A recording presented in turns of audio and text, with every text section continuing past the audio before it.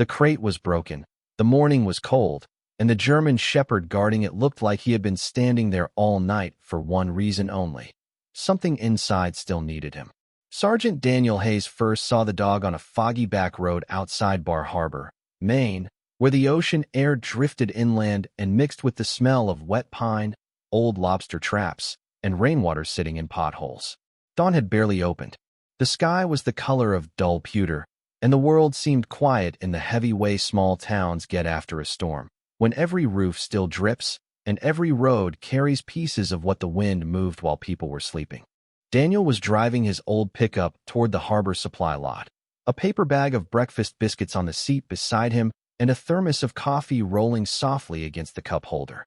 He had promised Evelyn Harper, the owner of the general store, that he would help move sandbags from her back door before the next high tide. It was a simple job, a good job, the kind a former Marine could do without thinking too much about the years when rain meant mud, radio static, and names shouted into bad weather. He almost passed the truck yard without slowing. Then his headlights caught the dog. The German shepherd stood near the edge of the gravel lot, beside a broken wooden crate that had been shoved against a leaning chain-link fence. The crate looked like something that had fallen from the back of a delivery truck or washed in from the roadside ditch. Its boards split, one corner crushed, rope handles hanging loose in the mud. But the dog made it impossible to look away. He was large, sable-coated, with rain-dark fur clinging to his sides and a gray muzzle that gave his face the solemn weight of an old soldier. His legs trembled from cold or exhaustion, maybe both. Yet he did not lie down. He stood between the road and the crate with his head low, ears forward, and amber eyes fixed on Daniel's truck. Not wild, not begging, not confused. Guarding. Daniel eased onto the shoulder and killed the engine. The sudden silence made the fog feel closer. Somewhere beyond the lobster warehouse, a gull cried once, then disappeared into the mist. Daniel stepped out, boots sinking slightly into the soft gravel. The air smelled of salt, soaked wood, and diesel from the idle fishing boats down by the pier. "Hey, boy," he said, keeping his voice low. The shepherd did not move. His body stiffened, but he did not bare his teeth or lunge. He simply shifted one paw onto the broken edge of the crate, as if drawing a line only Daniel was meant to understand. Daniel had seen that posture before. Years earlier, while serving with Marine units attached to disaster response teams, he had watched trained K-9s locate people beneath collapsed porches, flooded basements, and storm-torn debris. A dog protecting food crouched over it. A scared stray backed away from hands. But a working dog who had found something stood like this. Focused, anchored, waiting for the human to catch up. Daniel took one careful step closer. The shepherd's eyes followed him. Rainwater dripped from the dog's whiskers onto the crate boards. "I am not here to take it from you," Daniel said. The dog blinked once. Then he lowered his muzzle to a crack between two boards and breathed out through his nose, slow and deliberate. Daniel stopped. From inside the crate came the faintest sound. Not a scratch, not the creak of settling wood. A breath. Small, thin, almost lost beneath the dripping fence and the distant hum of the harbor road. Daniel felt the morning sharpen around him. He set the breakfast bag on the hood of his truck and reached for the flashlight he kept in the door pocket. When the beam cut through the fog, the shepherd did not flinch. He only pressed closer to the crate, wet shoulders shaking, as if his own body could keep whatever was inside from slipping away. A pickup rolled past, slowed, then stopped behind Daniel. Sheriff Thomas Reed climbed out, white, broad-faced, early 50s, his brown uniform jacket half zipped against the cold. He looked from Daniel to the dog, then to the damaged crate. "Morning, Hayes. You find trouble before breakfast again?"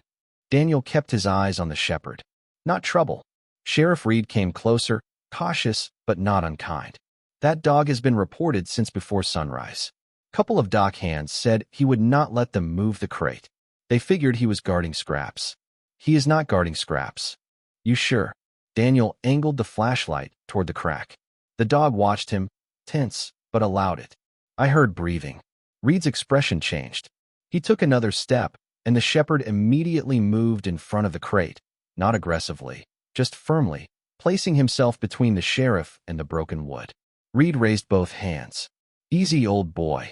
Daniel crouched slowly, keeping his body turned sideways so the dog would not feel crowded. Up close, he saw more details. The shepherd's collar was dark leather, old and stiff from weather. A metal tag hung under his throat, but mud and fur hid the lettering. There were scratches on the crate boards from paws, not frantic, but repeated, as if the dog had tried to open it and failed. Daniel's voice dropped to almost a whisper. "You found them, did you?" The dog's ears twitched at the word found.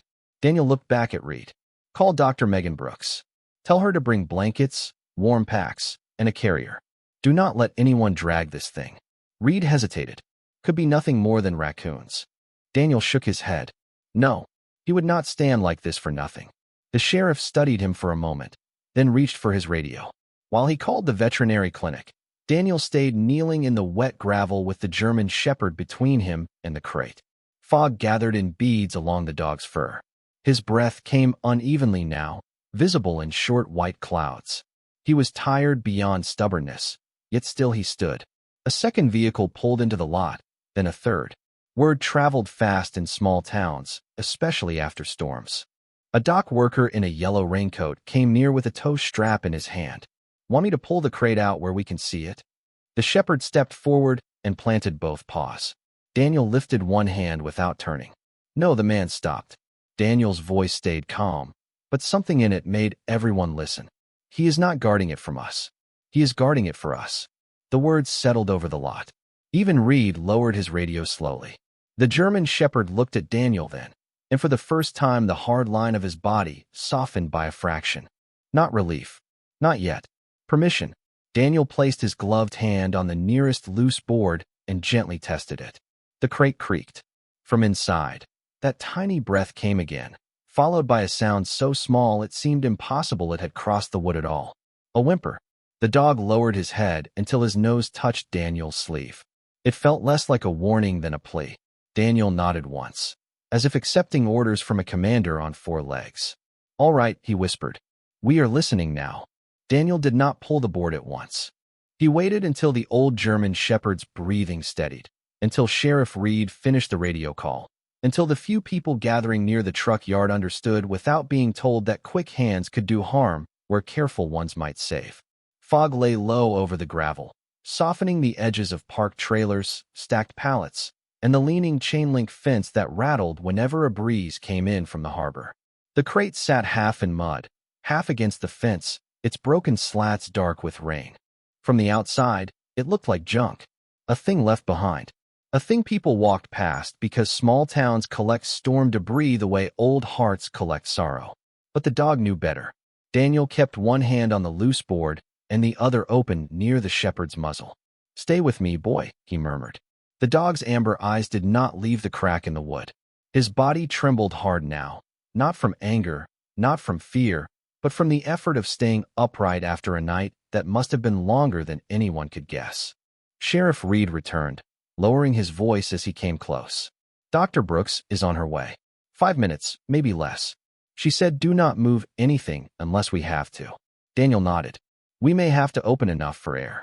Reed crouched on the other side of the crate, careful to keep distance from the dog. "What do you think is in there?" Daniel listened. At first, there was only the soft tick of rainwater falling from the fence and the far cry of gulls over the harbor. Then came another breath, followed by a tiny, uneven whimper. More than one, he realized. The sounds overlapped in fragile little pieces, like life trying to speak through wet wood. "Puppies," Daniel said. The word changed the people around him. The dock worker with the tow strap took off his cap. A woman from the bait shop pressed a hand against her coat. Sheriff Reed looked at the crate as if seeing it for the first time. The German shepherd lowered himself slowly until his chest touched the mud, his nose still pointed at the crack. It was not rest. It was vigil. Daniel worked the loose board free with 2 fingers, easing it upward so it would not splinter inward. The wood groaned. The shepherd gave one warning whine, and Daniel stopped immediately. "I know," he said softly. "I will not hurt them." The dog stared at him for one long second, then lowered his head again. Permission came in small measures. Daniel adjusted his angle, slipped the board outward, and opened a gap no wider than his hand. A sour, damp smell rose from inside. Old cloth, cold milk, wet wood, and the unmistakable fragile warmth of newborn animals. He angled the flashlight through the gap. At first the beam caught only a torn blanket, gray and soaked along one edge. Then the blanket moved. A tiny muzzle appeared, dark and slick with rain dampness, followed by a paw no larger than Daniel's thumb pressing weakly against the folds. Behind it, another small body shifted. Then a third. 3 German Shepherd puppies lay tangled together beneath the ragged blanket, sable and black, their eyes barely open, their little sides moving fast and shallow. For a moment, no one said a word. Not the sheriff, not the dock workers, not the woman from the bait shop.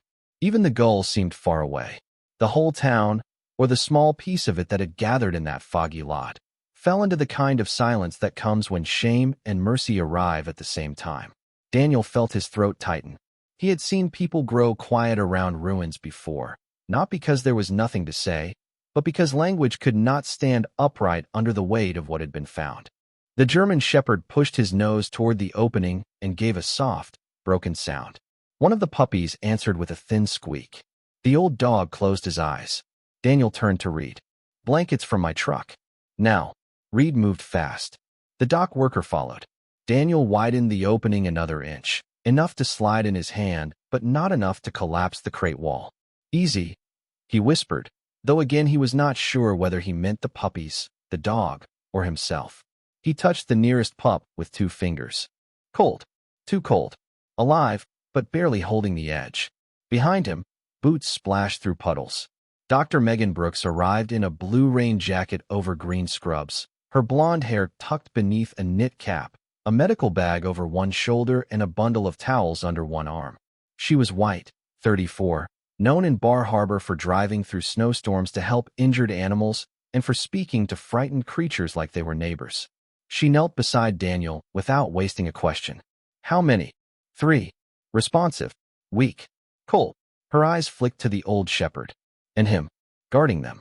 Megan's expression softened, but only for a second. Work came first. She opened her bag and removed small warming packs, a stethoscope, and a clean towel. "I need one at a time. Keep them covered. Do not let the wind hit them." Daniel carefully reached into the crate and lifted the first puppy, wrapping it immediately in the towel Megan held open. It weighed almost nothing, a breath wrapped in fur. Megan pressed the stethoscope to its chest, her face still as she listened. "Heartbeat is there." The second pup came out with a tiny whine.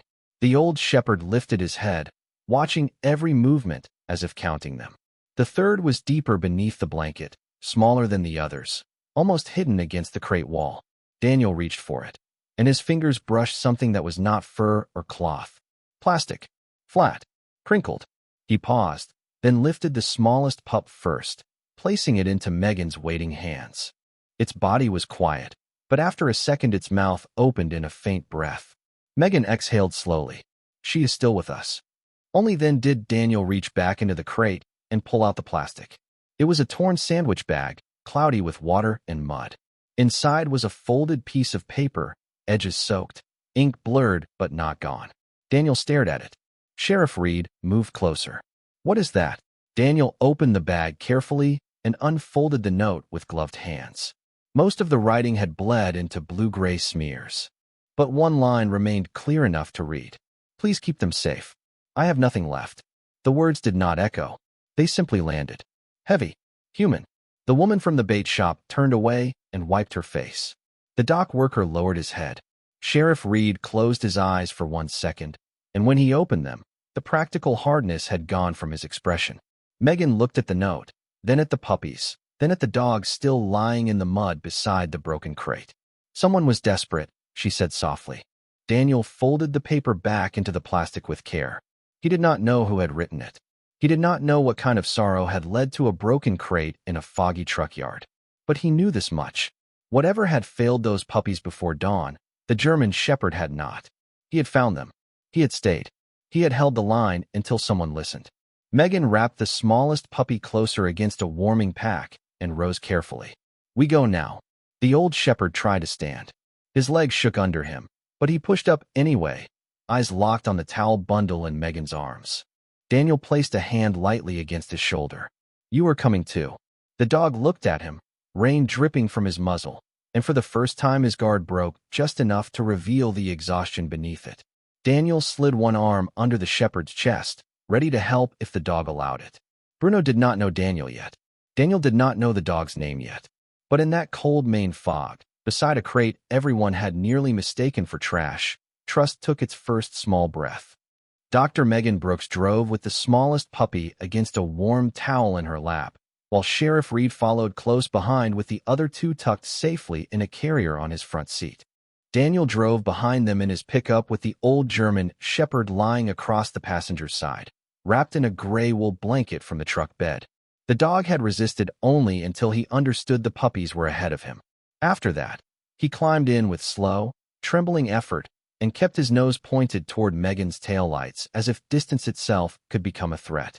The road into Bar Harbor was slick with rain and scattered pine needles. Fog hung low over the ditches, and the ocean appeared in brief silver flashes between buildings, restless under the pale morning. Daniel kept the heater high. Warm air filled the cab, bringing out the smell of wet fur, mud, cold wood, and old leather from the dog's collar. He glanced over once and saw the shepherd fighting sleep, eyelids drooping, then snapping open whenever Megan's brake lights brightened. "They are still there," Daniel said quietly. "You did not lose them." The dog's ears moved at the sound of his voice, but his gaze stayed forward. Daniel noticed the metal tag again, half hidden beneath the blanket in a damp fold of fur. He wanted to read it, but not yet. Some names had to be earned. At the veterinary clinic, Megan was out of her car before the engine stopped. The lights were already on inside, glowing warm against the gray storefront. Her assistant, a young woman named Kelly, opened the door with an armful of towels and a portable warmer humming at her feet. The first puppy went straight into the treatment room, then the second and third. The German shepherd tried to follow, stumbled on the clinic threshold, and nearly sank to the floor.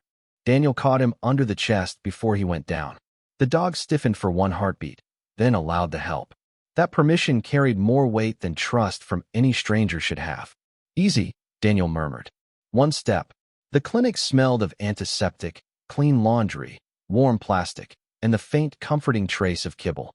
Megan pointed toward the treatment room without looking up from the smallest puppy. "Bring him in.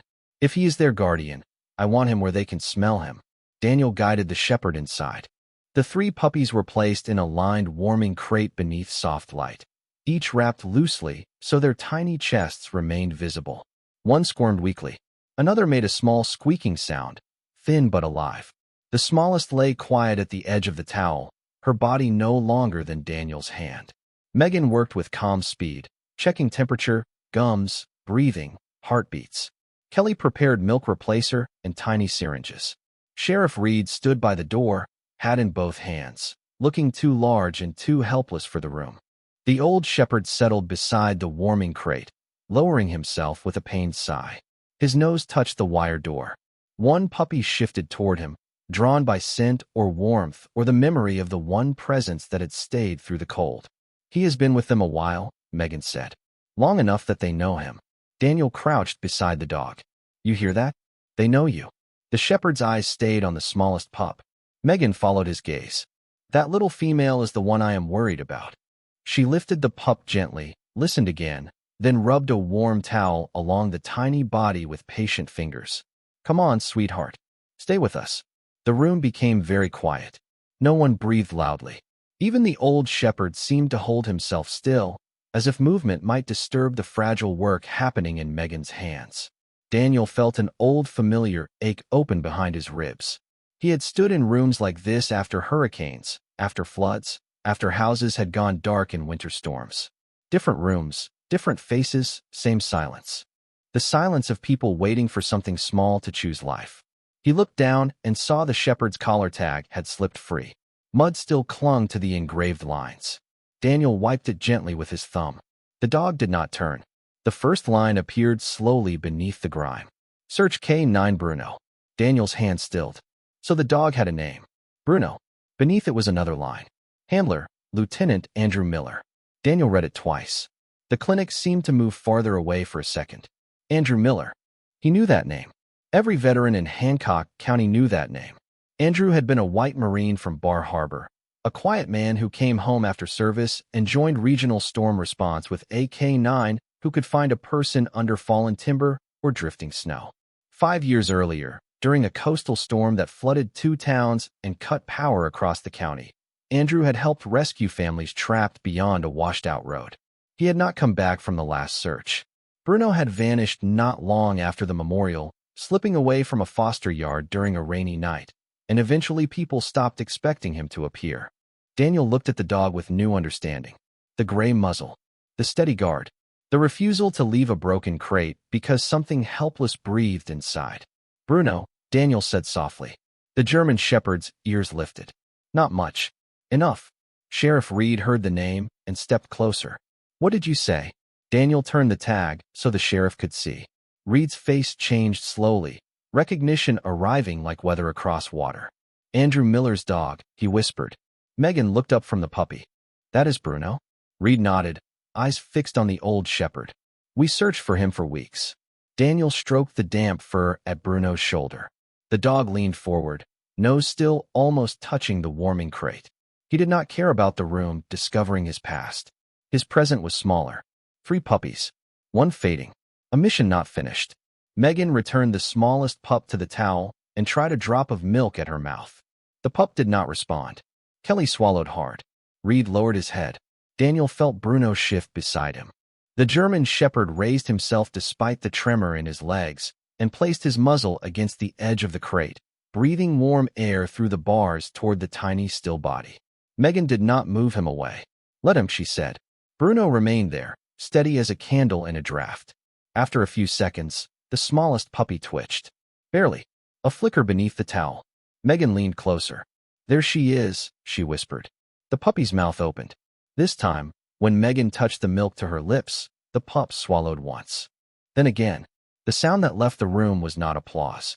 It was a collective breath released by people who had forgotten they were holding it. Sheriff Reed turned away and wiped his eyes with the heel of his hand. Kelly smiled so hard her chin trembled. Daniel kept his hand on Bruno's back and felt the old dog's body soften, not fully, but enough for the shaking to become exhaustion instead of alarm. Outside the clinic windows, the fog began to lift from Main Street. A few townspeople had gathered under umbrellas, not crowding the glass, only waiting. The dock worker who had brought the tow strap stood near the curb with his cap against his chest. Evelyn Harper from the general store had arrived with a box of clean blankets and a face full of worry. Nobody spoke loudly when Megan opened the door and told them the puppies were alive. They simply stood there in the wet morning, silent in the way a town becomes silent when it realizes it almost walked past a miracle. Daniel looked at the note lying in its plastic bag on the counter, those blurred words still visible. "Please keep them safe. I have nothing left." Then he looked at Bruno, old search dog, missing guardian, keeper of unfinished promises. Whoever had written the note had asked the world for mercy. Bruno had answered first. By mid-morning, the veterinary clinic had become the quiet heart of Bar Harbor. People came and went without needing to be asked, leaving clean towels, small blankets, puppy formula, paper cups of coffee, and soft words at the front desk before stepping back into the misty street. No one crowded the treatment room. Megan would not have allowed it, and neither would Bruno. The old German shepherd lay beside the warming crate like a tired gatekeeper, his sable coat brushed just enough to remove the worst of the mud, his paws tucked beneath him, his amber eyes following every movement of Megan's hands. The 3 puppies slept in a careful row under warm light, so small they seemed less like dogs than promises not yet strong enough to stand. The 2 larger pups nursed slowly from tiny bottles, their paws flexing against the towels. The smallest female, the one Megan watched most closely, rested near the front with a pink ribbon loosely tied around the edge of her towel, so no one would confuse her care schedule with the others. Daniel stood near the counter, holding the plastic bag with the note inside. He had read the words more times than he wanted to admit. "Please keep them safe. I have nothing left." Every reading made the sentence heavier, not because it explained enough, but because it explained almost nothing. Sheriff Reed leaned against the doorframe, his hat in his hands again. He had spent half an hour checking missing reports, shelter calls, and storm logs, but no answer had risen from the paperwork. "No one has come forward," Reed said quietly. "No abandoned vehicle nearby. No camera on the truck yard after midnight. Whoever left that crate knew how to disappear into a storm." Daniel kept his eyes on Bruno. Maybe they did not want to disappear. Maybe they just had nowhere left to be seen. Reed looked at him, then at the note, and his expression softened with the kind of understanding men earn the hard way. Could be. Megan came over, removing her gloves with a tired breath. I do not want this turning into a town hunt for someone to blame. Reed nodded. I know. Those puppies were cold and hungry, but they were wrapped. Someone tried, however badly. That note was not written by a person who felt nothing. Daniel folded the plastic bag gently and set it on the counter. Desperation can make people do things they would have judged yesterday. For a moment, no one spoke. Rain tapped the clinic windows. In the warming crate, one of the puppies squeaked in sleep, and Bruno lifted his head at once. Megan smiled sadly. He reacts faster than the monitor. Daniel crouched beside the shepherd. That is training. Megan studied the old dog. No, that is love that survived training. Bruno's gaze moved to Daniel at the sound of his voice. There was less suspicion in it now, but not ease. Ease would take longer. Maybe weeks. Maybe years. Daniel reached out and rested 2 fingers on the floor, not touching him, giving him the choice. After a few seconds, Bruno lowered his muzzle until it rested near Daniel's hand. It was not affection yet. It was a question. Daniel answered by staying still. The front bell chimed softly, and Evelyn Harper entered carrying another stack of towels against her chest. She was white, 62, with silver hair tucked beneath a red knit cap, and the brisk walk of a woman who had run the town's general store for 3 decades and knew which families needed credit before they had to ask. She stopped when she saw Bruno up close. That is Andrew Miller's dog, she whispered. Reed nodded. Evelyn's eyes filled at once. Andrew used to come into the store every Friday morning. Bought black coffee, 2 blueberry muffins, and a strip of jerky for Bruno. Always said the dog could smell a sad heart through a brick wall. She placed the towels on a chair and moved no closer, respecting the invisible circle around him. Where has he been all this time? Daniel looked at the old shepherd, at the gray in his muzzle, at the scratches in the leather collar. Doing what he was taught to do. Evelyn pressed one hand over her heart. Finding the forgotten. The words settled there, quiet and true. Around noon, the smallest puppy faltered again. It happened without drama. One moment she was breathing shallowly beneath the towel, the next her movements became too still. Megan noticed before anyone else. Her whole body changed, not panicked, but focused down to a point. She lifted the tiny pup, wrapped her in a fresh warm cloth, and began working with careful fingers, rubbing warmth into the little body, touching milk to her mouth, listening, waiting, listening again. The room tightened around her. Kelly stopped near the cabinet with a bottle in her hand. Reed stood straighter. Evelyn sank slowly into the chair as if her knees had become uncertain. Daniel felt Bruno rise beside him before he saw it. The old dog stood on tired legs, swaying once, then steadying himself. He limped to Megan's side and placed his nose near the towel, not touching the puppy, only breathing close. Megan did not tell him no. She lowered the pup slightly, so the warm air from Bruno's breath reached the cloth. Come on, little one, she whispered. You have made it this far. Daniel watched Bruno's body tremble. He thought of Andrew Miller, of a storm years ago, of AK-9 who lost his handler and still kept searching. He thought of all the things life leaves in broken crates, under wet blankets, beside roads where people are too busy or too tired to stop. His own old grief stirred. The memory of a family he had not reached after a coastal house collapsed during a hurricane relief mission in another state. He had carried that failure home like a stone in his chest. It had made him useful, reliable, hard to surprise, and very careful not to need much from anyone. Then Bruno breathed again over the smallest puppy, and Daniel understood that survival was not always loud. Sometimes it was an old dog refusing to step away from one more fragile life. Seconds stretched. Megan listened. Her face gave nothing away. The clinic seemed to shrink to the towel in her hands. Then the puppy's palm moved. A tiny flex. Almost nothing. Enough to break the spell. Megan exhaled, and her eyes shone. There she is. Evelyn covered her mouth. Kelly whispered thank God under her breath. Reed turned toward the window, blinking hard. Daniel looked at Bruno. The shepherd's head had lowered, his strength spent by that small act of staying close. Daniel slipped an arm under his chest before he could sink to the floor. This time Bruno did not stiffen. He leaned into the help. Megan placed the puppy back in the warmer, closer to her siblings, and adjusted the towel with the pink ribbon. "She needs a name," Evelyn said softly. Megan looked at the little pup, then at Bruno, then at the note on the counter. "Not yet," she said. "Let her earn tomorrow first." The afternoon light finally broke through the fog around 2 o'clock, filling the clinic windows with a pale coastal glow. Outside, the town had slowed. People still paused on the sidewalk, but no one pressed for details.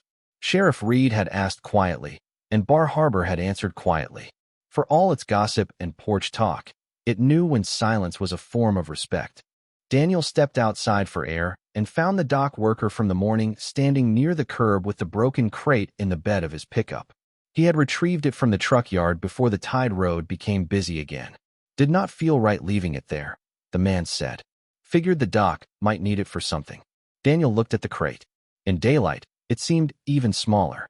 Split boards, muddy blanket fibers caught in the cracks, paw marks near the front where Bruno had tried to open it. A broken thing that had carried a plea. "Bring it around back," Daniel said. "Do not throw it away." The man nodded, relieved to be useful. When Daniel went back inside, Bruno was asleep at last beside the warming crate, his head resting on his front paws, the 3 puppies breathing within sight. Megan stood at the counter writing notes, her shoulders rounded from fatigue. "He will need a place after this," she said without looking up. Daniel knew she meant Bruno. Maybe the puppies too, eventually, but first the old guardian. "I know. He may not be easy. Neither am I." Megan glanced at him then, a small tired smile touching her face. "That is what worries me." Daniel almost smiled back. He crossed to Bruno and sat on the floor beside him, not touching, only near. The old dog opened one eye, saw him, and closed it again. Outside, the harbor bells rang noon late because the storm had thrown the town clock off by an hour. Inside, 3 puppies slept under warm light, and an old K9 finally let himself drift because someone else was watching the door. Evening settled over Bar Harbor with a softness that made the day feel almost unreal. The rain had moved out to sea, leaving the streets damp and shining under porch lamps, and the harbor bells sounded clearer now that the fog had lifted. Inside Megan's clinic, the world had narrowed to warmth, breath, and waiting. The 3 puppies rested together in the warming crate, their bodies tucked beneath folded towels like tiny coals under ash.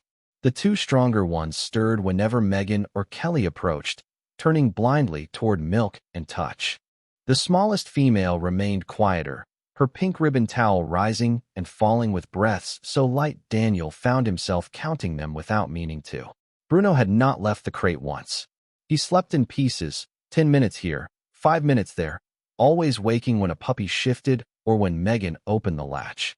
Daniel stayed on the floor beside him, his back against the wall, one knee raised, one hand resting loose near Bruno's shoulder. The old dog did not ask for comfort, but whenever Daniel moved too far away, his eyes followed. That was enough to keep Daniel there. Around 6, Evelyn Harper returned with a covered pot of fish chowder and a paper bag of fresh rolls from the general store. She set them in the staff room without fuss, then came to the treatment doorway and stood quietly with her hands folded. "How is the little one?" she asked. Megan rubbed the bridge of her nose, tired but steady. "Still here. That is the best answer I can give tonight." Evelyn nodded as if that answer deserved respect. Still here is sometimes the holiest thing. Daniel looked at the smallest puppy. She made no sound. Bruno lifted his head and stared at her through the crate door, and Daniel wondered how many nights the dog had spent watching helpless things breathe, waiting for a human hand to arrive. Sheriff Reed came in behind Evelyn, his boots freshly cleaned, but his face still carrying the morning. He had been checking the truck yard, speaking to the dock workers, and asking careful questions around town. He placed a folder on the counter, not with triumph, but with the reluctance of a man who knew answers could bruise. "I found the person who left the crate," he said quietly. Megan looked up. Daniel did too. Bruno's ears moved at the shift in the room. Reed held up one hand before anyone spoke. "Not a criminal story. Not the kind people will want to turn it into." He opened the folder and took out a damper seat sealed in plastic. "A woman bought puppy formula yesterday evening at Evelyn's store. Paid in coins and a few $1 bills. Security camera caught part of her coat, not her face." Evelyn recognized the scarf. Evelyn closed her eyes. Ruth Bell. Daniel knew the name only faintly. A widow who lived near the old quarry road. Quiet. white-haired, kept to herself after her husband passed. Reed continued, I drove out there this afternoon. Her place took storm damage. Roof leaking. Heat out. She was gone by the time I arrived, but a neighbor said she left for her sister's house inland before dawn. She had been caring for a stray mother dog that showed up pregnant weeks ago. The mother disappeared during the storm. Megan's expression tightened with sadness. So she tried to save the pups. Reed nodded. Looks that way. She had no car after a tree blocked her drive. Probably carried the crate as far as she could, then left it where someone might find it when the road opened. Evelyn's voice trembled. She wrote that note because she was ashamed. Daniel looked toward the plastic bag on the counter, toward the words that had held the whole town still. Please keep them safe. I have nothing left. The sentence changed shape now. It no longer sounded like abandonment. It sounded like a last act from someone with cold hands and no good options. Megan leaned against the counter, her face tired and gentle. Then we keep them safe without turning her pain into gossip. Reed nodded. I already told the few who need to know. The rest can wait. Daniel looked at Bruno. The old shepherd's eyes were on the puppies. How did he find them? No one answered at first. The question seemed too large for the room. Reed finally said, maybe he heard them. Maybe he smelled them from the road. Evelyn looked at Bruno with wet eyes. Or maybe Andrew's dog still knows what to do when something is lost. Daniel did not argue. Outside, a car passed slowly over wet pavement. Inside, the smallest puppy stirred beneath the towel. Megan stepped forward immediately, opened the crate, and lifted her with both hands. The room stilled again.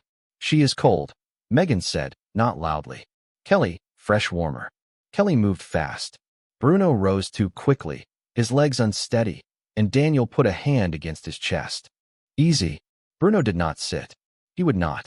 Megan wrapped the puppy in a dry towel and began the slow work again, warming, rubbing, offering a drop of milk, listening. The puppy did not respond. The two stronger pups made tiny rooting sounds from the crate, but the smallest lay in Megan's palms like a question no one wanted to ask. Daniel felt the old stone in his chest shift. Not again, something in him whispered. Not after she came this far. Bruno stepped forward until his nose nearly touched the towel. Megan lowered her hands by an inch, allowing it. The old dog breathed once, slow and warm. Then again. His body shook from fatigue, but he stayed. Come on, Daniel whispered. He had not meant to speak, but the words were there. You are not alone. Megan touched milk to the puppy's mouth. Nothing. Kelly turned her face away. Reed's jaw tightened. Evelyn began to pray under her breath, not loudly enough to make anyone uncomfortable, just a small stream of words rising from a place older than fear. Bruno made a sound then, so soft it was almost not a sound at all. A low, broken whine. The puppy's paw twitched. Megan froze. Again, Daniel said to Bruno, though he did not know why. Bruno breathed over the towel and whined once more. The puppy's mouth opened. A tiny breath came in. Then another. Megan's eyes filled, but her hands did not shake. She touched the milk to the little mouth again, and this time the puppy swallowed. One drop, then one more. Evelyn covered her face. Reed looked at the floor. Kelly laughed once through tears, the sound small and bright. Daniel leaned his forehead briefly against Bruno's shoulder, feeling the dog tremble beneath him. Megan kept feeding the puppy, drop by drop, until the little body settled into a steadier rhythm. She is still here, Megan whispered. No one in the room moved for several seconds. The machines hummed. The clinic lights glowed. Outside, Bar Harbor settled into night. Daniel looked at the smallest puppy, then at the old dog who had refused to let her slip away unnoticed. A name arrived without effort, quiet and complete. Mercy, he said. Megan looked at him. Evelyn lowered her hands. Reed's expression softened. Daniel nodded toward the puppy. If she makes it to morning, her name is Mercy. Bruno lowered his head to the edge of the towel, eyes half closed, as if the name had been there all along and the humans had only just caught up. Later, after Chowder had gone lukewarm and the street outside emptied, Megan convinced Daniel to stretch out on the clinic sofa for an hour. He refused at first. Bruno refused too, until Daniel placed his jacket on the floor beside the warming crate and sat back down. Then the old dog circled once, lowered himself onto the jacket, and rested his muzzle where he could see the puppies through the bars. Daniel watched him from the sofa, unable to sleep, listening to the soft breaths in the crate. 3 puppies. 1 old K9. A town learning the difference between blame and mercy. Near midnight, the smallest pup shifted beneath her pink ribbon towel and made the faintest sound. Bruno opened one eye. Daniel did too. Across the dim treatment room, they both listened until the sound came again. Tiny. Alive. Enough. Morning found the clinic before the town did. A thin line of pale light slipped through the front windows and touched the treatment room floor, turning the clean tile almost silver. Outside, Bar Harbor was still quiet, the streets damp, the harbor calm under a lifting veil of fog. Inside, everything came down to the soft rhythm inside the warming crate. One breath, then another, then another. Daniel woke on the clinic sofa with his boots still on and his jacket missing because Bruno had chosen it for a bed. For a moment, Daniel did not move. He listened first. Old habit. Rainwater dripping from the eaves. A refrigerator humming down the hall. Kelly moving gently in the supply room. Bruno breathing near the crate. And beneath it all, 3 smaller breaths, uneven but present. Daniel sat up slowly. His back ached. His clothes smelled of wet wool, coffee, and the faint animal warmth of the clinic. Bruno lifted his head as soon as Daniel moved, eyes alert despite the gray fatigue around them. The old shepherd had slept only in fragments, never longer than the puppies allowed. The 2 stronger pups were curled together near the rear of the crate, their bellies rounder after the night feedings. Mercy lay at the front, wrapped in the towel with the pink ribbon, still smaller, still quieter, but no longer as distant from the world as she had been. When Daniel leaned close, her little paw flexed once against the towel. It was such a tiny movement that no one would have noticed if they had not all spent the night praying for tiny things. Megan entered with her hair pinned messily under a clinic cap and a mug of coffee untouched in her hand. She looked first at the puppies, then at Bruno, then at Daniel. She made it to morning, Daniel said. Megan set the mug down and opened the crate with the care of someone entering a chapel. She lifted Mercy, listened to her chest, checked her warmth, touched a drop of formula to her mouth. The puppy swallowed. Not fast, not strong, but willingly. Megan closed her eyes for half a second. Mercy it is, she whispered. Bruno's tail moved once against Daniel's jacket. Outside the treatment room, Sheriff Reed arrived carrying a box of donated supplies from the station, and Evelyn Harper came in behind him with fresh biscuits wrapped in a dish towel. Neither of them spoke when they saw Megan feeding the smallest pup. Reed simply placed the box down. Evelyn pressed one hand to her heart. There are mornings when a town changes without bells or speeches, and this was one of them. Word spread by kindness instead of gossip. By 8 o'clock, the clinic porch held more supplies than Megan could count. Puppy pads, towels, formula, gift cards, a small envelope labeled for Ruth Bell, the widow who had carried the crate as far as her strength allowed. No one wrote cruel notes. No one asked for blame. The storm had left enough broken things. Bar Harbor, for once, chose to mend. Late that morning, Sheriff Reed drove Daniel and Megan out to Ruth's small house near the old quarry road. Bruno came too, not because he was needed, but because he refused to let the story continue without him. He rode in Daniel's truck with the window cracked, his nose lifted toward the cold air, the new daylight catching the silver in his muzzle. Ruth's house sat beneath 2 wind-bent spruces, its porch roof patched with blue tarp, its yard scattered with pine branches from the storm. A neighbor had cleared the driveway. Ruth Bell stood on the porch when they arrived, small and pale, white-haired, wrapped in a brown cardigan despite the cold. She looked as though the night had taken years from her. When she saw Bruno step down carefully from the truck, her hand flew to her mouth. "That dog," she said. Daniel waited. Megan waited. Reed removed his hat. Ruth's eyes filled. "I thought he was a stray. He came to the porch after midnight, soaked through, pacing. I heard the puppies in the mudroom. Their mother never came back after the wind got bad. I tried to keep them warm, but the power went out, and my roof was leaking, and I could not get the road open." Her voice trembled, but she did not hide from the words. "I put them in the crate because it was the only dry thing left. I thought if I could reach the main road, someone would find them. I got as far as the truck yard. My hand stopped working from the cold." She looked down. "I left the note. Then my neighbor found me and took me to my sister's. I thought I had failed them." Bruno walked slowly to the porch steps. Ruth lowered herself with difficulty and held out one shaking hand. The old shepherd sniffed her fingers, then touched his nose to her palm. Not accusation. Recognition. Ruth broke then, not loudly, but with the quiet grief of someone who had carried shame all night and found mercy waiting on four paws. Megan stepped forward and took her other hand. "They are alive," she said. "All three. The smallest is named Mercy." Ruth looked at her, hardly breathing. "All three. All three." Ruth bowed her head over Bruno's muzzle and whispered thank you again and again until even Sheriff Reed had to turn toward the yard. Daniel stood at the bottom of the steps, the cold air moving through his jacket, and felt something inside him shift. He had spent years thinking rescue meant arriving before the break, before the collapse, before the loss. But here was Ruth, who had done the best she could with failing hands. Here was Bruno, who had found what she could not carry farther. Here was a town that had almost misunderstood the whole thing, then chosen to listen. Maybe Grace was not one person doing everything right. Maybe Grace was everyone doing one small thing before it was too late. When they returned to the clinic, Megan placed a handwritten card beside the warming crate. Mercy, Hope, and Harbor. Those became the puppies' names. Hope was the larger female with the softest cry. Harbor was the sturdy male who rooted toward every warm hand. Mercy remained the smallest, but by afternoon she had begun to push weakly against her towel when feeding time came. Bruno watched each naming as if recording orders.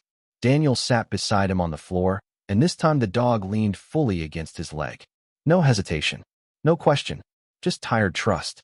In the late afternoon, Evelyn brought the broken crate around from the back room where it had been drying.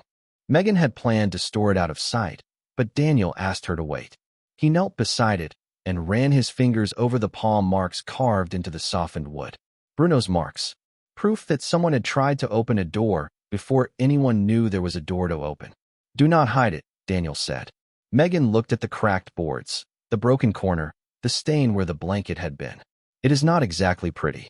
"No," Daniel said, "but it tells the truth." Evelyn nodded slowly. "Then we clean it. We place it somewhere people have to see it." Reed crossed his arms. "With the note." Megan thought for a moment. "Not the original. That belongs to Ruth. But maybe the words." Daniel looked through the glass at the puppies breathing under the warm light. Bruno rested his head against his knee. Outside, the sunset turned the harbor windows gold. "Someone stayed," Daniel said.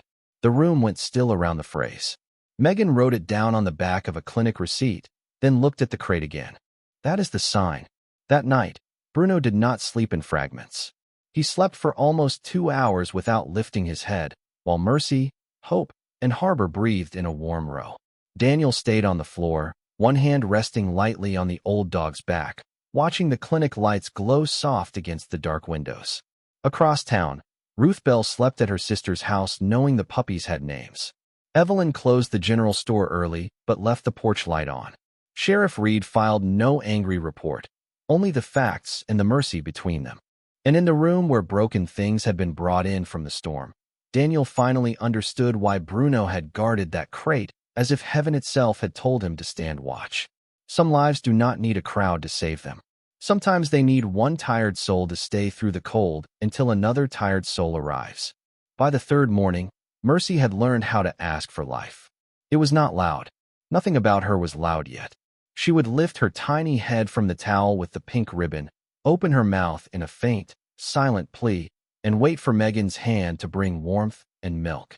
Hope and Harbor were stronger now, round-bellied and restless in the warming crate, nudging each other with blind determination, but Mercy still moved like every breath had to be invited. Bruno noticed before anyone else. He would raise his head from Daniel's jacket, ears shifting toward the crate, and Daniel would wake even if the room was silent. That became their rhythm. The puppy stirred. Bruno listened. Daniel rose. Megan fed. The clinic lived by small signals. Outside, Bar Harbor began to return to itself. Fishing boats moved again in the harbor. Evelyn reopened the general store. Sheriff Reed drove the shoreline roads, checking storm damage and stopping by Ruth Bell's sister's house with supplies donated by neighbors who did not ask to be named. The broken crate had been cleaned and placed in the clinic's front window on a low wooden stand. Megan had not polished it too much. The cracks remained. The softened corners remained. Bruno's palm marks remained near the front edge, for dark scratches in the grain where he had tried to reach the lives inside before any human knew to care. Beside it sat a small white card in Evelyn's careful handwriting. Someone stayed. People slowed when they passed the window. Some took off their hats. Some stood with coffee cooling in their hands. No one laughed at the crate now. No one called it trash. It had become the kind of object a town does not plan to honor, but somehow does. That afternoon, Daniel drove Bruno to the old coastal memorial where Lieutenant Andrew Miller's name was carved among local service members who had given more than anyone could repay. Megan allowed the trip only because Bruno had eaten, rested, and given her a look so stubborn she finally pointed at Daniel and said, 20 minutes, no more, and if he limps harder, you carry him. Daniel promised. The memorial stood on a grassy bluff above the harbor, where the Atlantic spread out gray-blue beneath a clearing sky and gulls rode the wind without effort. A flag moved softly on its pole. The stones were simple, weathered by salt air, each name holding a story that tourists might pass without reading, but locals never forgot. Daniel parked close and opened Bruno's door. The old German shepherd stepped down slowly, his legs stiff but steady, the faded leather collar resting against his neck. His tag caught the light. Search K9 Bruno. Handler, Lieutenant Andrew Miller. For a long moment, Bruno stood facing the sea. The wind lifted the gray fur around his muzzle. Daniel did not hurry him. Together they walked across the damp grass to Andrew's stone. Bruno found it before Daniel pointed. He stopped 3 feet away, then lowered his head and breathed in the carved letters as if scent could survive in granite. Daniel stood behind him, hands at his sides, feeling the old ache that memorials always brought. Names make silence personal. Andrew Miller had once stood where Daniel stood, maybe with coffee in one hand and Bruno's leash in the other, thinking there would be more years, more storms, more ordinary mornings. Instead, the dog had carried the mission forward alone. Bruno sat. The movement was slow, careful, almost ceremonial. Then he leaned forward and touched his nose to the base of the stone. Daniel swallowed. He found them, he said quietly, though he did not know whether he was speaking to Andrew, to Bruno, or to the sea. He did not stop. The wind moved over the bluff. No answer came, and none was needed. After a minute, Bruno looked up at Daniel, and something in his expression had changed. Not grief leaving. Grief does not leave that cleanly. But the sharp edge of waiting seemed duller, as if the old dog had finally delivered a report long overdue. On the way back to the clinic, Daniel stopped at the harbor supply lot where he had first seen the crate. The mud had dried in patches. Tire tracks crossed the gravel. A few gulls picked at seaweed near the fence.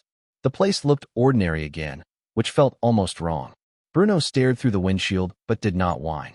Daniel parked for only a moment. They are safe, he said. Bruno blinked slowly. Then he turned away from the lot and rested his head on the seat. That evening, Ruth Bell came to the clinic.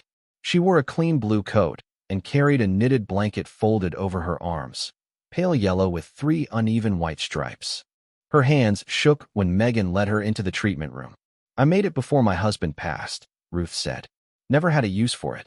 She looked at the warming crate where Hope and Harbor slept pressed together, and Mercy lay tucked between them like a comma in a sentence not finished yet. Maybe now I do. Megan placed the blanket beneath the crate warmer, not too close, but close enough for Ruth to feel it mattered. Bruno watched Ruth from Daniel's side. After a moment, he walked to her and sat at her feet. Ruth bent slowly, one hand on the chair for balance, and touched his head. You did what I could not, she whispered. Daniel, standing near the counter, shook his head. You carried them as far as you could. Ruth looked at him, eyes wet. It was not far enough. It was far enough for him to find them. The words seemed to settle into her, not removing the pain, but giving it somewhere gentler to rest. Mercy stirred then, a tiny movement beneath the towel. Bruno turned first, of course. Megan smiled. She is asking. Ruth watched as Megan lifted the smallest puppy and began feeding her drop by drop. The old woman pressed both hands to her mouth. Mercy swallowed once, twice, 3 times. Stronger than yesterday. Hope squeaked in protest, as if jealous of attention, and Harbor rolled clumsily into his sister's side. The room softened with quiet laughter. Not big laughter. Not careless. The kind that comes after fear has loosened its grip just enough for breath to become sound. Later, when Ruth left, she paused by the crate in the front window. Her fingers hovered over the card that read someone stayed. "May I add something?" she asked. Megan handed her a pen. Ruth wrote beneath Evelyn's words in smaller letters. And someone listened. By closing time, the sentence had already drawn half the town to the glass. Someone stayed. And someone listened. Daniel stood outside with Bruno as the clinic lights glowed behind the window, and the broken crate sat there in plain view, no longer hidden by fog, no longer mistaken for debris. Sheriff Reed stopped beside them, hands in his jacket pockets. "Town council called," he said. "They want to start a small emergency fund. Pets, veterans, storm hardship, whatever falls through the cracks. Evelyn is already collecting names." Daniel looked at him. "Because of a crate?" Reed looked through the window at the card, the old wood, the people reading it in silence. "Because of what we almost missed." Bruno leaned against Daniel's leg, tired from the day. Daniel rested a hand on his head. Across the street, the harbor bells rang the hour. The sound carried over wet pavement, past closed shop doors, past boats rocking gently in their slips. Inside the clinic, 3 puppies slept under Ruth's blanket, their small bodies warm and known. On the sidewalk, the old K9 closed his eyes, not guarding now, not searching, simply standing beside the man who had hurt him. And for the first time since the storm, Bar Harbor did not feel like a town recovering from damage. It felt like a town remembering how to care. By the end of the week, Mercy had become the smallest sound in the clinic and the one everyone listened for first. Hope and Harbor were growing bold in the gentle way puppies do, nudging into towels, turning toward every warm hand, testing their tiny voices whenever feeding time arrived. Mercy remained quieter, but no longer distant. She lifted her head now. She rooted for milk. She pressed one paw against Bruno's nose when Megan held her close to the crate door, and every time she did, the old German shepherd closed his eyes as if that small touch completed something no person could name. Daniel came to the clinic every morning before the harbor fully woke, and every evening after helping Evelyn repair shelves at the general store. He told himself he was only checking on Bruno. Megan told him he was fooling no one. The old K9 had begun to walk beside him in short, careful circles around the clinic yard, his limp easing with rest, his coat slowly regaining its deep sable shine. Still, he never went far from the front window where the broken crate sat on its wooden stand. Someone stayed, and someone listened. Those words had become more than a sign. They became a question the town carried home. By Friday, the Bar Harbor Emergency Fund had a name, Harbor Mercy Fund, chosen after Evelyn argued that every storm leaves someone on the edge, and every town should have a way to reach them before they fall. Donations came quietly. $5 in an envelope. A check from a fishing family. A jar of coins from the diner counter. A handwritten offer from a retired carpenter to repair Ruth Bell's porch roof. No one called it charity in front of Ruth. They called it neighbor work. She accepted it only after Bruno walked up her porch steps, sat beside the damaged railing, and looked back at Daniel as if the matter had been settled. Ruth laughed for the first time anyone had heard since the storm, a small startled laugh that turned into tears. "All right," she said, touching Bruno's head. "If the dog says I am allowed help, I suppose I am allowed help." On Saturday afternoon, Megan finally carried Mercy out of the treatment room wrapped in Ruth's yellow blanket and let the waiting circle see her. The clinic lobby was full but quiet. Sheriff Reed stood near the door. Evelyn held a box of tissues and pretended they were for everyone else. Ruth sat in the corner chair with her hands folded so tightly her knuckles looked pale. Daniel stood beside Bruno, one hand resting lightly near the dog's collar. Megan did not make a speech. She simply held up the little puppy, whose eyes were still cloudy and new, whose body fit in both of her hands, whose chest rose and fell with stubborn, steady life. No one cheered. The silence that filled the room was better. It was reverence. Mercy gave one tiny squeak, and the whole room seemed to breathe around it. Bruno stepped forward, slow and careful, and Megan lowered the puppy just enough for him to touch his nose to the edge of the blanket. Mercy's paw flexed against his muzzle. The old dog's tail moved once. Daniel felt his throat tighten and looked toward the front window, where the broken crate waited in the afternoon light. Once, it had been mistaken for trash. Now people stood around the life it had carried as if standing near a candle in church. That evening, when the clinic emptied and the puppies slept again, Megan found Daniel sitting on the back steps with Bruno beside him. The sun was lowering behind the rooftops, turning puddles in the alley to gold. You know he cannot stay at the clinic forever, she said. Daniel did not look surprised. He had been expecting the sentence. Dreading it, maybe. Bruno rested his head on Daniel's boot. I know. Megan sat beside them, leaving space for the dog. He watches the door when you leave. He settles when you come back. Daniel looked down at Bruno. He still belongs to Andrew Miller. Part of him always will. Megan's voice was gentle, but clear. That does not mean he has to live alone with a memory. Daniel said nothing for a while. Across the alley, a gull landed on a roof vent and shook rain from its wings. The old ache in Daniel's chest stirred again, less like a stone now and more like something thawing too quickly. I'm not sure I know how to be what he needs. Megan smiled faintly. Good. People who are sure usually miss the important parts. Bruno shifted, pressing more of his weight against Daniel's leg. The answer was not dramatic. It did not come with music, thunder, or a sign from the sky. It came as a tired dog choosing where to rest. Daniel placed his hand fully on Bruno's head. I have a porch, he said. Quiet house. No other animals. Woods behind it, but not too close. Megan nodded. He will need patience. So will I. Then maybe you are matched. The next morning, Daniel brought a new bed to the clinic. Not bright, not fancy, just thick canvas with a washable cover and enough room for Bruno to stretch without curling around duty. He also brought a new leash, a bag of senior dog food, and the old marine blanket from his truck, cleaned and folded. Bruno sniffed each item carefully, then stepped onto the blanket and sat. Megan watched from the counter with her arms crossed. That is his yes. Daniel looked at the shepherd. You sure, old man? Bruno looked back with the same steady amber eyes Daniel had seen in the fog by the crate. Guarding then. Choosing now. Sheriff Reed arrived just as Daniel signed the adoption papers Megan had prepared with unnecessary casualness. Figured I would witness the paperwork, Reed said. And make sure neither of you backs out. Evelyn followed with a paper bag of blueberry muffins, because she said every proper homecoming needed breakfast.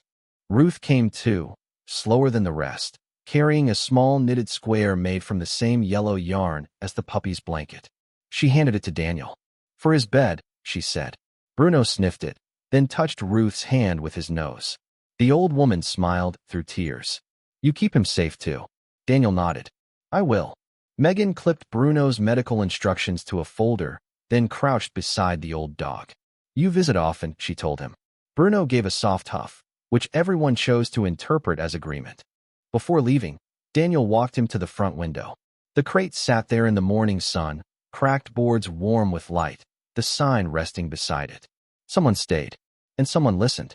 Bruno stood before it for a long moment. Daniel did not rush him. Hope, Harbor, and Mercy slept in the treatment room behind them, alive because the dog had not turned away and because a town had finally learned to hear what quiet suffering sounded like. At last, Bruno lowered his head, exhaled, and turned toward the door. Daniel opened it. Coastal air moved in, bright and clean, carrying salt, gull song, and the promise of a day without rain. The old K9 stepped outside beside the Marine, no longer guarding the broken crate, no longer alone with an unfinished mission. Behind them, the bell above the clinic door chimed once, soft as a blessing. Daniel drove home slowly, not because the road required it, but because Bruno had fallen asleep before they reached the first stop sign. The old German shepherd lay across the passenger seat on the folded marine blanket, one paw resting over Ruth's yellow knitted square, his muzzle soft and sleep, his two tags touching with every gentle turn of the truck. One tag carried the name of the Marine who had taught him to search. The other carried the name of the Marine who had finally given him a porch. The morning had turned bright over Bar Harbor. Sunlight flashed off shop windows, fishing boats rocked in the harbor, and gulls called above the wharf as if the storm belonged to another life. But Daniel knew storms did not disappear just because the sky cleared. They left marks. On shingles, on roads, on crates, on dogs, on people. His small house stood 2 miles outside town, near a stand of spruce trees where the ground sloped gently toward a salt marsh. It was plain, white-painted, with a narrow porch, a woodpile stacked under blue tarp, and a flag folded neatly inside the front window from a ceremony Daniel had never found the courage to display. He opened the passenger door and waited. Bruno woke slowly, blinking at the unfamiliar yard, the porch steps, the quiet house. He did not jump down at once. He looked to Daniel first. That look undid something in him. Not all at once. Just enough. Come on, Daniel said softly. No crate to guard here. Bruno stepped down carefully, his limp still present but easier than before. He sniffed the gravel, the porch rail, the bottom step. At the door, he paused again, ears forward, listening for needs, threats, unfinished work. The house gave him nothing but stillness. Daniel opened the door. Warm cedar air drifted out, mixed with coffee, old books, and the faint smoke of last night's fire. Bruno entered with the caution of someone stepping into kindness after too long outside it. He inspected the living room, the kitchen, the hallway, then returned to the front window where sunlight spread across the floorboards. Daniel placed the new canvas bed there, near the window but away from the draft. Ruth's knitted square went on top. Bruno watched him arrange it. Then the dog walked over, circled once, and lowered himself with a tired sigh that seemed to leave years behind him.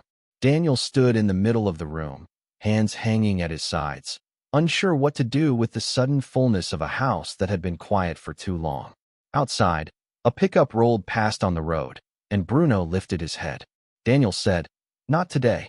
The dog listened. The truck faded. Bruno lowered his head again. By afternoon, Megan called from the clinic. Hope and Harbor were eating well. Mercy had taken a full feeding and protested when Kelly moved her towel, which Megan considered excellent behavior. Daniel put the phone on speaker so Bruno could hear the faint sounds from the treatment room. A tiny squeak came through the line. Bruno's ears rose.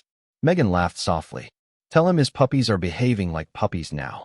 Daniel looked at the old shepherd, whose tail had begun to move against the bed. He heard. That evening, Evelyn stopped by with groceries she claimed were extra from the store, though Daniel knew the bag had been packed with intention. Soup, bread, coffee, dog treats. A small framed copy of the words from the clinic window. Someone stayed, and someone listened. Daniel hung it near the front door. Bruno watched from his bed, eyes half closed, as if approving the placement. Over the next weeks, the rhythm of life changed in ways too small for headlines and too deep for Daniel to ignore.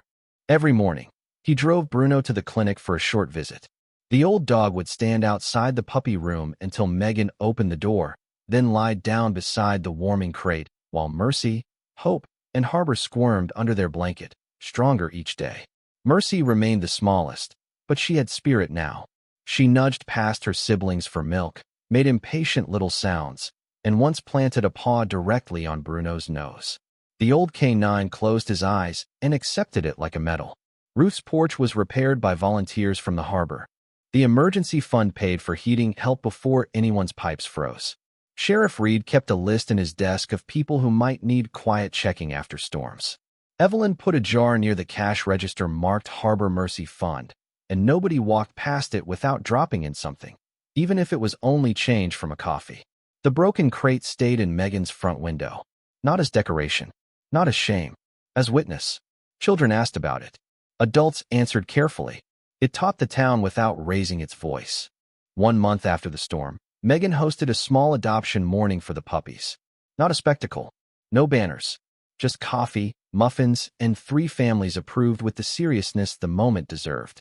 Hope went to Evelyn, who said the general store needed a greeter with excellent emotional instincts. Harbor went to Sheriff Reed, who insisted the puppy would be an office companion, though everyone knew he had already bought a bed for every room in his house. Mercy stayed with Ruth.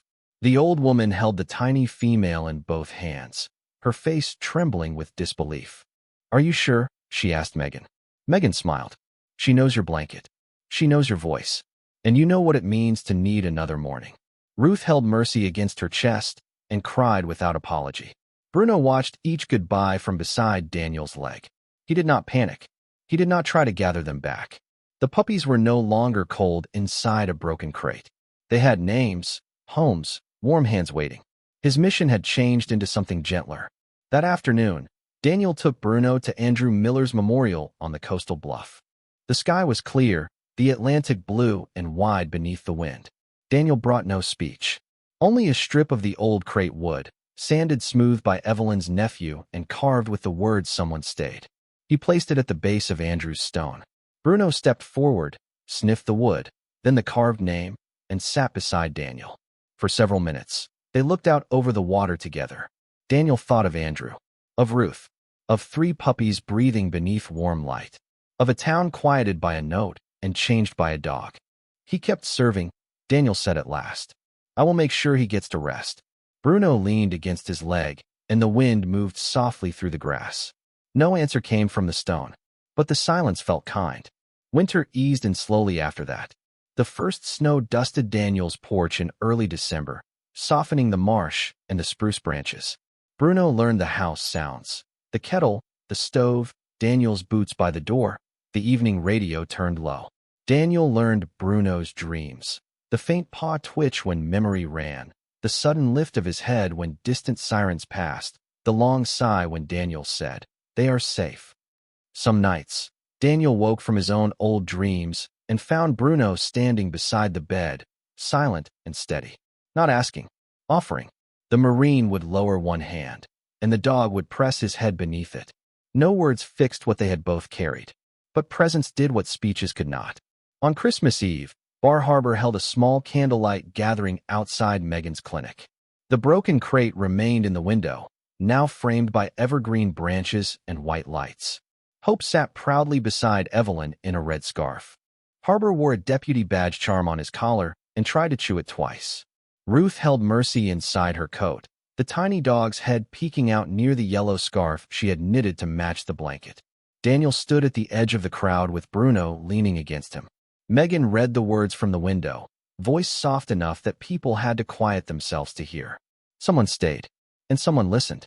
Then she added the names of the fund's first families helped that winter, not their full names, only initials, because dignity mattered. Food delivered, heat repaired, veterinary bills covered, a veteran's roof patched before snow. No applause followed, just candle flames moving in the cold. Daniel looked down at Bruno. The old dog's face glowed in the reflected light, gray muzzle calm, amber eyes clear.